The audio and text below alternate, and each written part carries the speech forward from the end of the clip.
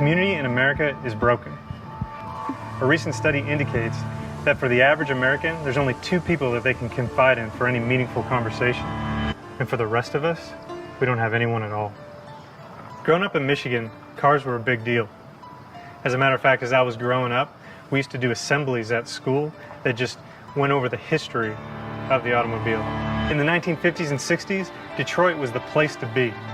It was the motor city in the age of the automobile. Cars were such a big deal to the city that they made an intentional choice to take out the trolley system so that for the average Joe, his only option was to own a car to get to work. Matter of fact, most families probably needed 2 cars. One for mom to take kids to school and one for dad to get into the city to work. They brought in the freeway system. And these freeways didn't go around these communities, they just cut right through them. And at the time, no one had any idea what the consequences of doing that would be. 60 years later, we have a man named Robert Putnam who did a study on the social fabric of America. And what he found was that for every 10 minutes of commute, we're 10% less likely to have meaningful relationships. The average commute for America today, it's 30 minutes each way. I mean, most of us, we don't even know our neighbors. I know it's really hard for us to believe that we're that disconnected, that we're that isolated from one another. Because when we look around the world, we've got more options for connectivity than we've ever had before. The average Facebook user has 314 friends and is connected to 80 community pages.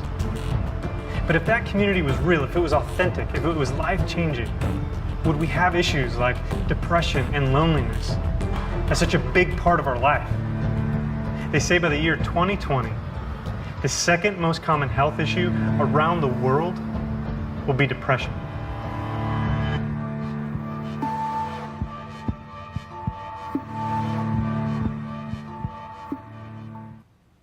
By the year 2020, the second largest health concern in the world will be depression and loneliness. It's amazing. Our world does crave community, and we feel it, right? There's like that itch within us to find community and being connected to others.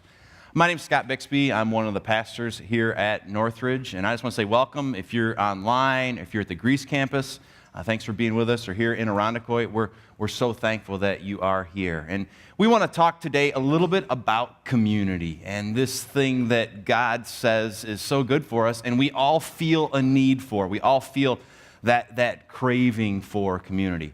I get to work with community groups here at Northridge, and so as a part of that, I'm out coaching groups. So I'm in groups multiple times a week. I'm sitting in groups, and you guys are so kind. You let me come. There's actually a number of us that do this. There's 4 of us that do this. Jason DeGraff, Brad Files, and Nate Miller are a part of coaching groups as well. So we're out in groups every week, and we just kind of swap ideas. We're here to support and help and share and bring ideas to groups.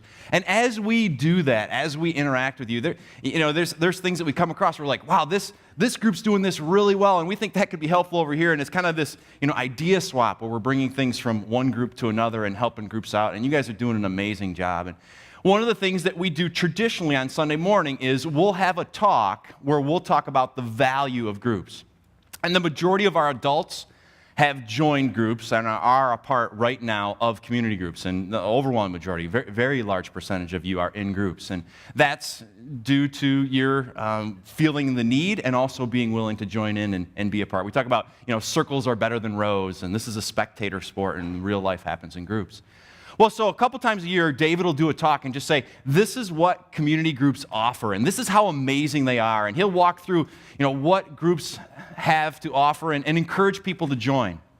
If you've ever sat through one of those talks where he talked about what groups can be and said, my group's okay, or, my group's pretty good, but I don't think that's what my group is. What David's saying, that sounds really good, and my group's good, but I don't think it's all that he's talking about today. If you've ever thought that, then today's talk is for you. See, today we're going to break down just some principles that we found to be helpful in all groups. And they're biblical principles. In fact, we're going to walk through these 3 keys to real community. And as we do that, you may want to take a program, and there's some spots to fill in, and there'll be some things that'll be tied to group this week that'll be connected to this. But as we do this and as we interact with it, we're going to kind of key in on some of the one another's in the New Testament. There's over 60 one another's in the New Testament. Those are specific commands that the Bible says we are to live out with other believers, things that we are to do. Those one another's are hard to do in here. They're hard to do in large group settings. They happen when we live in community. So we're going to focus on 3 today, 3 keys to living out community, and we're going to just kind of see where it takes us as we work through this together, and we're going to do it from the one another standpoint. The first key to real community in groups is encouragement. It is encouragement. In 1 Thessalonians chapter 5, it says, "Therefore encourage one another and build each other up. Encourage the disheartened, help the weak, be patient with everyone." A couple things there. And multiple times it lists out encouragement as something we're to do for others and reach out and help others. It speaks of us building them up as we encourage them. And then down here at the bottom it says, "Be patient with everyone." Okay, let me talk about that from a group perspective. As we watch groups and as we interact with groups, there's some people who need a little more patience than others within a group context, right? Are you with me on that, right? I mean, I've been in groups, I've done groups. In fact, my wife and I, we're in our 7th group since we've been at Northridge. And in the 7th group we've been a part of as they've multiplied, there's some people that require a little more patience than others. And you may be able to think of who that person is in your group. If you can't think of who it is in your group, it might be you. I'm sorry, I'm just saying, okay? But in every group, there's some people that require more patience. And I think that's part of the reason we see here that Paul says, do it with everyone. In other words, there's some individuals in some group settings, when we talk about encouraging, some people are harder to encourage. And some people make it a little bit more of a challenge on the patience front. I've heard them referred to as EGRs, extra grace requireds. And every group has a little bit of extra grace requireds. One of the things I have done for this talk is I have some video clips of groups illustrating kind of the positive and the negative of each of these keys. And I want to take you through them because sometimes it's helpful just to see it in action. This first clip I'm going to have you watch is encouragement and patience gone bad. Hopefully you've never seen this in your group. Watch with me, please. This churning angst over your family of origin, what are you feeling about that this week?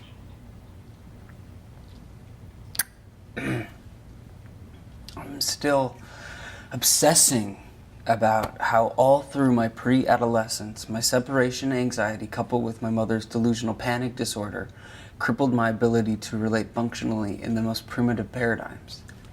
Obviously, emotional deprivation on that scale is debilitating.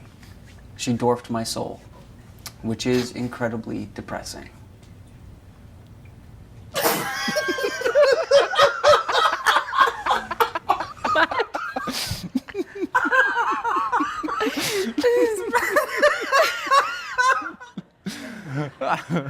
Okay. You get it, right? Hopefully you've never seen that. You may have felt like doing that in group, but you've never seen that play out in group. Okay, with some individuals, the patience and encouragement is a little harder. It's interesting that Paul says we need to do this with everyone. When there's instances like this, I like to think about my need to focus on where someone has come from, not where I want them to be. When I have an instance like this play out in my group, I have to stop myself and focus on where that person's coming from, not where I want them to be. Because who knows? I mean, in the trajectory of their life, they may have come a long ways. And so helping in that process and thinking through encouragement. Encouragement is something we're asked to do for everyone.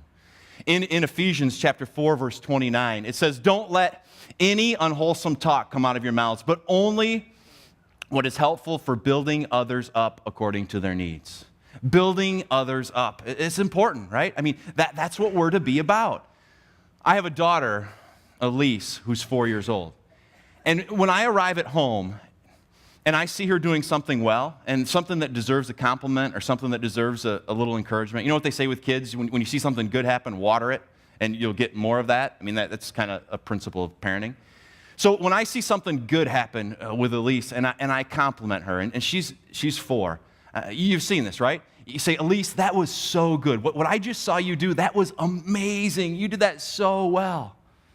You know, the corners of her mouth begin to turn up. You know, she begins to smile. You know, her eyes begin to twinkle. I mean, she just lights up. And she wants her older siblings to hear about it. I mean, she just is so excited that she's been encouraged, that she's been complimented, that she's been built up. She beams. You see, we as adults are just like Elise. I'm just like Elise. I need encouragement. I beam when I receive encouragement. I just have figured out ways to shield it from all of you, so you don't know it. It happens on the inside. And it's interesting that with this idea of community and with this idea of living out community with others, that the Bible would say it's commanded for all of us that we are to be an encouragement to each other. That we're to find things that we can complement each other in, and that this will help develop real community. Being proactive and saying, I'm here to build you up. When you do that, it's amazing. I love it when you do that. You're incredible at that. Well, I have a video clip which shows a group doing this well. And I think every group can do this, to think about what we appreciate about each person in a group. No group is perfect, right? No group is full of perfect people. If it was, you couldn't be in it, right? And neither could I. Every group, the people in our groups have strengths and weaknesses, and this group does an awesome job of calling out the strengths, the things they appreciate in each of their members. Watch with me. We've got it figured out. Kevin, he's the rules guy. Oh, Marty's not so sure that's a good thing, but Leisha's, she's the intellectual, definitely a good thing. And then Michael. You know what's so great about this guy? Okay. Well, I'm feeling dumb. What's dead moment alert? Seriously. I know. Can I just say thank you for doing that? I mean, I'm sitting over here thinking it, but can't get it out. You're so good at that. Really? Yes. If you weren't here, we would sit around for hours just staring at each other. Probably. Seriously, we need somebody to name things. Yeah. It keeps us honest. So, thanks. Oh, you're welcome. Veronica has the tender heart, and Marty brings the humor. He's a funny guy. And Gregory is simple. He's the helper. Seriously, I am frustrated with all the repair at my house. Listen, dishwasher broke down. Yeah. Tyler broke another window. Are you listening to this? I have mold in my attic. And to top it off, I was leaving the house, I thought I heard something. Water running where you don't want it to be running. Basement? Pipe has an itty bitty crack in it about this long. It's amazing how much water can come out of a crack that you can't even see. Yeah, did you shut the water off? You thought I was in a submarine going down fast as I turned that thing on. Totally missed that. Well, I can You fix understand what I'm saying? I can fix it. I can fix that, and it won't cost much. It's like $120 an hour. Gregory, Yeah, no, I'm not paying that. And that's right, because I'm going to come over to your house tomorrow and fix your pipe. But I'm not going to be able to get there till about 5 o'clock, if that's okay. I don't know. Think about it. Won't take me long. I love how you do that. But Just pitch in, no questions asked, no fudging around, you know? Yeah. Most people drag their feet, even the ones who show up, but not you. oh, that's no big deal. Yes, Yes, it it is a is. big deal. I'm just saying thanks because it's a gift. Really. It means a lot to me. Isn't that good? We can all do that, calling out the positive qualities in the people in our group. As we think through just what do we need to keep in mind as we think encouragement and how we do with that in our groups. Just a couple things to keep in mind. First, just be specific in how you do it. When you do it, figure out ways to be specific. It's okay to say you encourage me, but tell them how they encourage you. Explain what they did and how you felt as a result of it. Be specific with your encouragement. And if you can do that in a public setting, that's even better. If I can compliment Elise in front of her siblings, that's even better. It's good to compliment her alone, but to figure out ways to do that. recently saw this take place in my group a couple weeks ago. There was an individual who was sharing, Maria was talking, and Mike McCormick saw her interacting with the group. And he stopped, and he wasn't facilitating, he wasn't leading, he's a member of our group. And he stopped and he said, "What you're doing right now, Maria, that's awesome. We need more of that in group, and you're so good at that, and we just appreciate you and having you with us in group." He publicly called out something she was doing that was helpful for the group, and it was amazing. She began to light up a little bit and beam right there on the spot as he complimented her. He encouraged her for her action in group. And here I am, I'm the coach, right? Like, I'm supposed to do this, right? Like, I'm supposed to be the one saying to Maria, "Great job," and I'm missing that. And not only did I miss that, but in turn, I should have said to Mike, "That was incredible. You just did a great job of encouraging Maria," and I missed that as well. So I guess I'm taking care of that today. Mike, great job. Way to go in our group a couple weeks ago. So thinking through encouragement and what do we do that way? How is it that we can publicly, for others in our group, be an encouragement to them? Our groups ought to be the most encouraging stop of our week. They ought to be. And they can be. And they can be when all of us as participants say, "I want to help others to be encouraged as they're with us." How do you do on that? There's a spot on your program where you to rate yourself. And I love ratings because it kind of, what do you do? If you're Mike McCormick, you can give yourself a 5, okay? If you're not Mike McCormick or you're someone who says, "I want to grow in that area," kind of give yourself something else. But take a moment on your program and kind of rate yourself on encouragement. How do you do on that front? The second key that we see to community beyond encouragement has to do with care. And care, I like 1 Peter 3, verse 18, or verse 8, it kind of lists out for us what care is. It says, "Finally, all of you be like-minded, be sympathetic, love each other, be compassionate and humble." I kind of see three things playing out in this verse, right? I mean, you see somebody who's sympathetic with a need, they're compassionate with a need, and then they show love. This is another of the one another's. Somebody who's saying, "I want to, with the others that I walk with the other believers that I'm with, I'm one who's sympathetic, I'm one who's compassionate, and I'm one who shows love." Now, we all know that in groups, sometimes this happens, and sometimes it doesn't happen. I have a video clip of a train wreck in groups on this whole care front. Watch with me, please. Was needing help moving into his new place. And Michael was borrowing a truck, and the guy backed out. Yeah, so in group, Michael brought it up. He needed some help moving, and then from there it was not good. Not good. You know, I'm in a little bit of a jam this weekend. I got all these boxes, and I don't have anyone to help me move them. I was wondering if any of you guys, Google. if you got a free Google movers. I'm out of town. I'm sorry. Marty. Yeah, I know I'm young, but my back, I throw it up all the time. Ask Veronica. No, listen to me. Google it. Seriously. Just Google it. Cheap movers. You got a zillion helpers, nothing flat.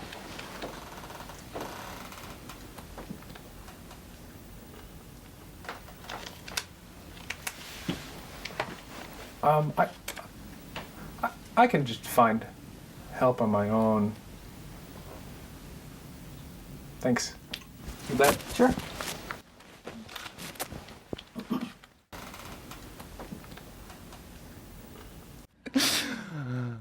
I don't know if you've been there, but that's care, compassion, sympathy, love, all wrapped up in one in a group setting. As we think through showing care and compassion, Galatians chapter 6, verse 2 comes to mind. It says, "Carry each other's burdens, and in this way you'll fulfill the law of Christ." Carry each other's burdens.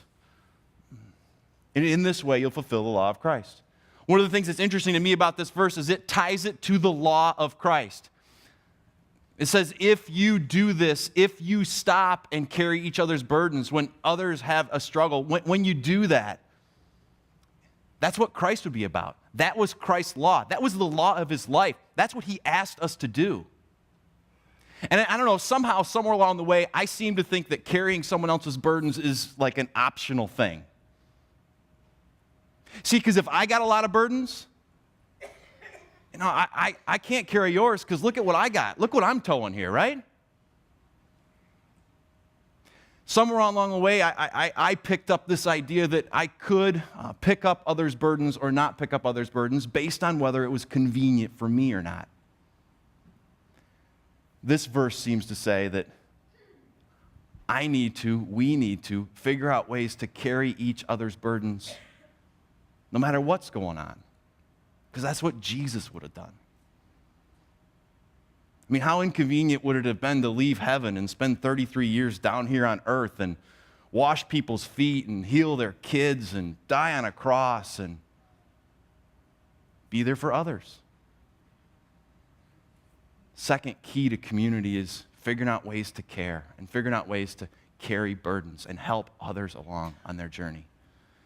I have another clip that shows this played out well as they attempt to sympathize and show compassion to one who's got a burden they're sharing. What happened? No, it's too long to tell. I can't. They said I wasn't performing anymore. And you disagree? I was the best manager on the team. Yes, I disagree. No.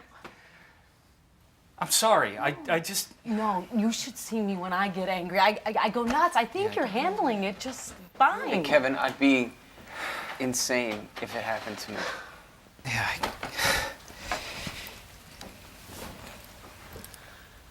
I just never lost a job before. You got something different going on now.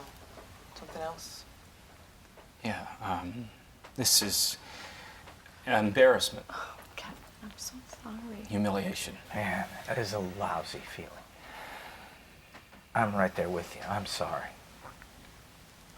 I've been there before. I know how you feel.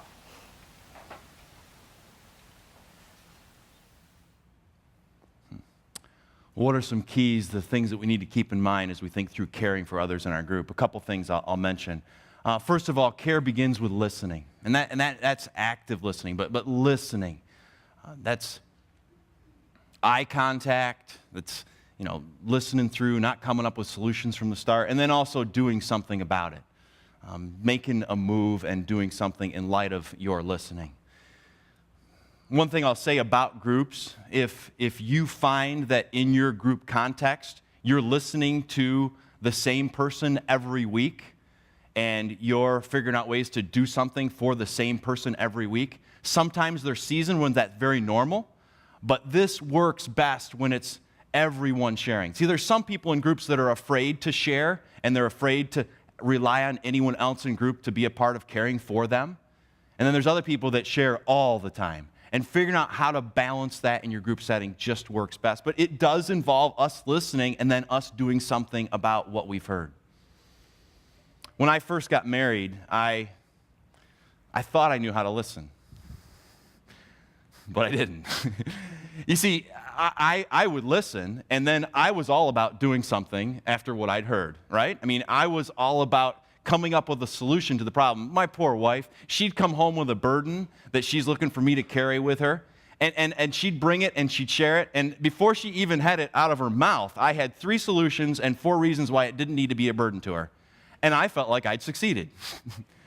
What's Heidi looking for? She's looking for somebody to do life with. She's looking for somebody to live in community with, and I did not effectively listen to where she was coming from. It starts with listening. It starts with being active and listening and slowing down and saying, yeah, how can I help you? Just like was modeled by that group, figuring out a way to truly listen. And then from there, it does involve doing something. You can't just leave it there. There needs to be some action. That makes me happy. I think sometimes maybe the guys tend to be the do something kind of thing, and maybe I'm painting with too broad strokes here, and the girls tend to be the better listeners. But figuring out ways to then do something. And you guys in groups are incredible at doing this. We see meals being taken. We see text messages going back and forth.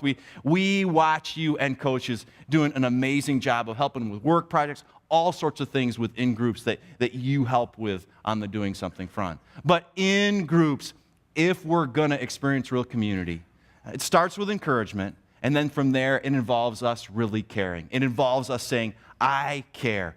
I want to carry your burdens. I want to be active in listening, and then I want to be active in doing something in light of what you said. How do you do on that? where are you? Rate yourself on your sheet, a 1 to 5. If you're excellent at carrying other people's burdens, give yourself a 5. If you say that's an area of growth, give yourself somewhere between a 1 to 4 on thinking through others' burdens, listening to them, and then doing something with them.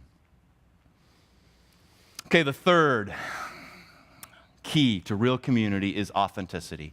And authenticity is, it's just being truthful. It's shooting straight. It's saying, here's where I'm at.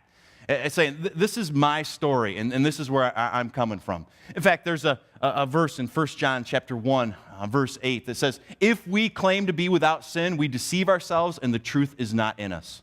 Right? I mean, we're all sinners, right? No group is perfect, and none of us measure up. And there's things that we can all do to improve in that. And authenticity begins with us all acknowledging that we're falling short. From there, if you look in James chapter 5, verse 16, it says, therefore confess your sins to each other and pray for each other. It says another of the one another's is I need to, you need to, we need to figure out how to be authentic and saying, I don't measure up. Here are some of my faults. I want to confess to you. Help me with them. Help me moving forward. Help me to know how to see a change in this area of my life. I have an example of Marty talking through why he's so afraid of confession in his group. Watch with me, please, as Marty shares. Why are people afraid of the C word? I have something to confess. I just have a lot of pride.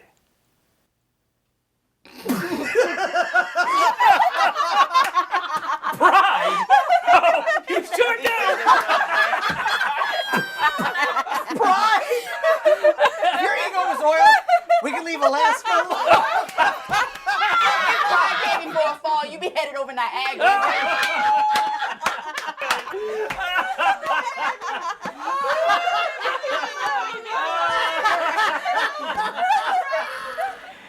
You know, I can't help it. Sometimes I lie.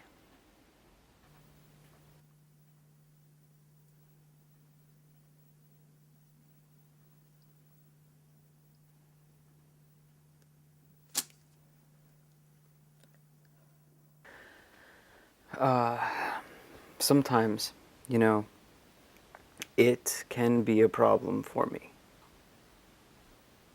Lust.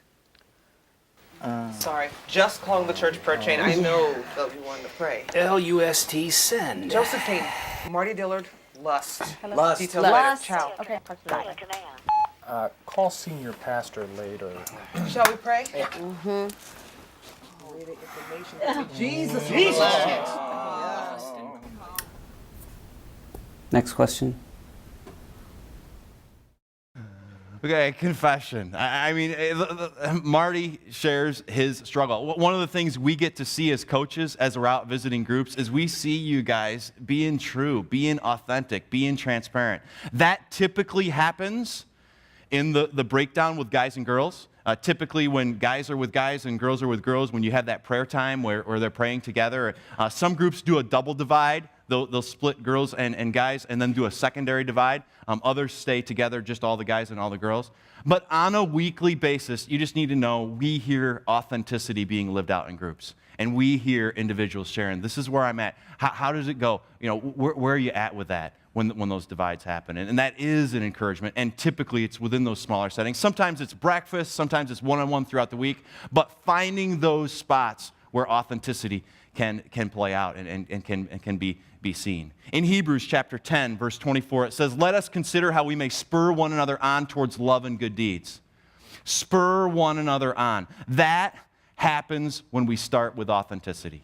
If I'm not honest about where I'm at, if I'm not conscious about sharing my faults, this never happens. This is a command that I can never live out unless I'm honest about where I'm at and where I think I need to go. Watch with me as Tessa lays out for her group authenticity very, very well. I've made a pretty clear discovery lately. Do you know what the most important thing in the world is to me? Tyler, of course. See? That's what I thought too. I mean, it ought to be, besides God, it ought to be. But it is not. The most important thing in the world to me is my career. I'm just telling the truth. I am Dr. Leisha Butler. I have a PhD in speech language pathology.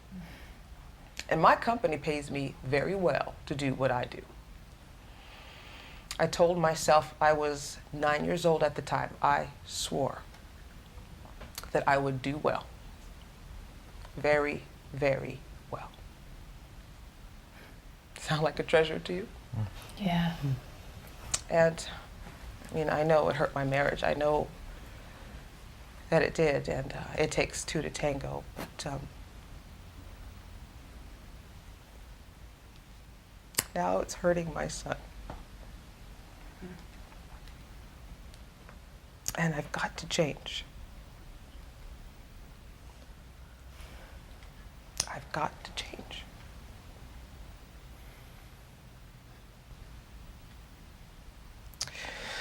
Come on, Michael. This feels awkward, right? No. No, I'd call it holy. You know, we've all got these things inside us. You just had the guts to say it. So thank you.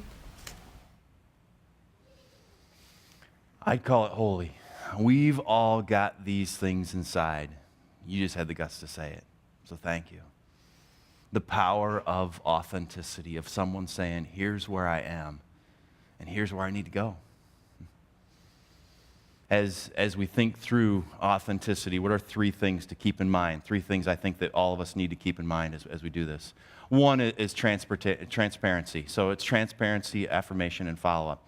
On the idea of transparency, what it takes is somebody being transparent.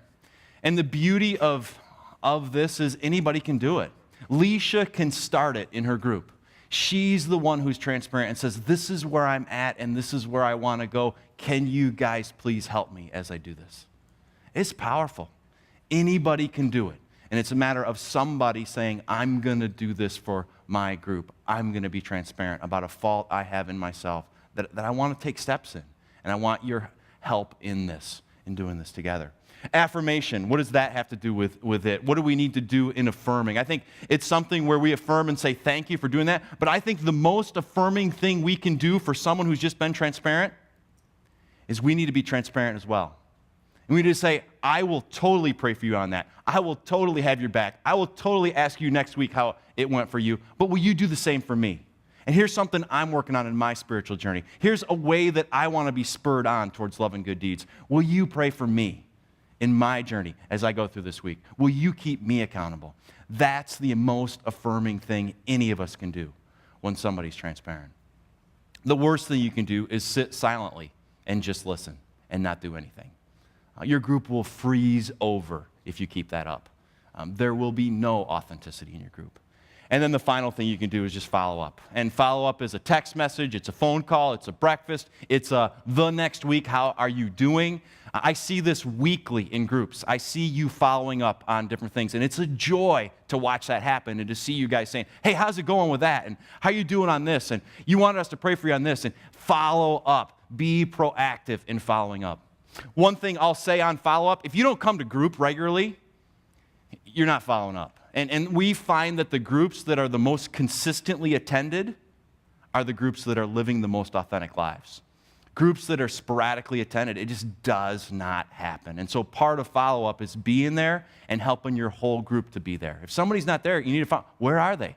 And help them to be there. Because authenticity can't happen. It's not a safe place if we're not all there together. Well, how do you do with this? How do you do on this whole idea of authenticity? If you give yourself a 1 to 5, are you very authentic in your sharing with others? Or are you one who says, this is a growth area for me? Mark that on your sheet so you have it there. One of the things I love about this whole talk and wrestling through kind of 3 different things that we can plug into is that we all have strengths and weaknesses. And you may be a really good encourager, and that's what you bring to your group. And I just want to encourage you, continue to do that for your group. Bring it. Anybody can be the lead encourager in a group. You may be one who's very authentic. If that's you, I encourage you, please bring it. Continue to be authentic in your group. If you're a care person, then bring it there as well. For all of us, there's kind of a question. What do we want to work on? What are the things we can ratchet up in our own group setting? I'd encourage you to look at that list, and this week in groups, you're going to talk about this in sermon discussion. We're going to do a DVD study, and we'll be doing that in groups. And as you look at that, I just encourage you to mark one for yourself. We got about 5 weeks left in our community group season before we kind of hit the summer and groups get a little more sporadic. And I'd encourage you, what can you ratchet up? What can you maximize for the good of your group? You see, if groups are the most encouraging stop in our weeks, if that 2-hour block or hour-and-a-half block or 2.5-hour block, however long your group meets, if that's the most encouraging stop of your week every week, and if that is the most caring stop of your week every week, and it's the most authentic stop of your week every week, imagine how appealing group is. We live in a world where by the year 2020, depression and loneliness are going to be the number 2 health concern of the people on our planet. God says we've got an answer, and that answer is living in community. And we can do it. We can do this by encouraging, by caring, and by figuring out ways to live authentic lives. Let's pray. God, I thank you for the amazing gift of community, the amazing gift of doing life with others, and being able to do that here at Northridge, and being able to see the groups that have grown, and it's all because of the people who are here. And I just thank you for that. I praise you for that. I pray that as we work through the next weeks together in group, that we just would figure out ways to ratchet up, that I'd figure out ways to ratchet up my encouragement of others, my care for them, and my authenticity about things I want to do better for you. God, it's a gift. It's amazing, and I just thank you for the people in each of our groups, and I pray all this in Jesus' name. Amen. It is awesome that this does not have to be our home forever, and that we do have heaven to look forward to, and I love that song and being able to sing with you guys on Sundays. As we go through this week, it may not get any better in living out the one another commands than community group, and the challenge for all of us for the next 5 weeks is, what do we want to kind of juice up? What are we going to do? What do we want to do better over the next 5 weeks in helping our groups be a place where we can all live out those one another's? If you want to talk to a pastor, we have a pastor that's down front here on Sundays every week after the service. And if you want to talk groups, if you are in a group, as David mentioned, Brad's out there in the lobby. He's sitting at a table looking pretty. You can go see him there. Have a great week. See ya.